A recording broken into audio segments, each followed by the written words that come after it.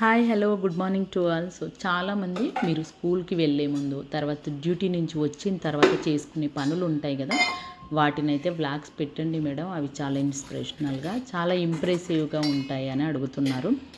So ఇంకొకటి ఏంటి అంటే మీరు ఎలా హ్యాండిల్ చేస్తున్నారు వీటన్నింటినీ అంటున్నారు. అయితే నేను ఒకటి ఫాలో అయ్యేది ఏంటో తెలుసా అండి, ఏదైనా ఇది నాకు తప్పదు అంటే నా లైఫ్లో ఇది ఒక పార్ట్ అని ఏదైతే అనుకుంటానో అది మేబీ ఏదైనా కావచ్చు.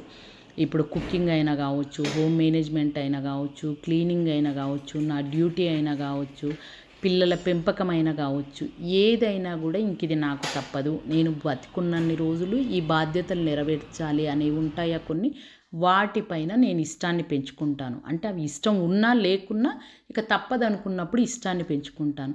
సో ఒక ఇష్టమైన పని చేసేటప్పుడు మనకు బర్డన్ అనిపించదు, శ్రమ అనిపించదు.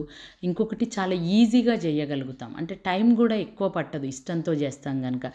సో ఈ రూలే నేను చాలా సంవత్సరాల నుంచి ఫాలో అవుతున్నాను. అందుకే ఇన్ని పనులు ఎటువంటి శ్రమ లేకుండా, ఎటువంటి బర్డన్ అనిపించకుండా చాలా ఈజీగా చేసుకోగలుగుతున్నాను, ఎక్కడ అలసట అనేది లేకుండా.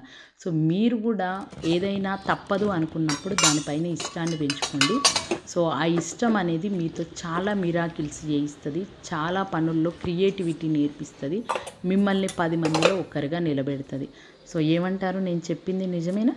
సో నేను చెప్పింది నిజమైతే మీరు కూడా ఫాలో అవ్వండి, దాని రిజల్ట్ ఖచ్చితంగా నాకు కామెంట్లో చెప్పండి. ఓకేనా? థ్యాంక్ యూ అండి, థ్యాంక్ యూ సో మచ్.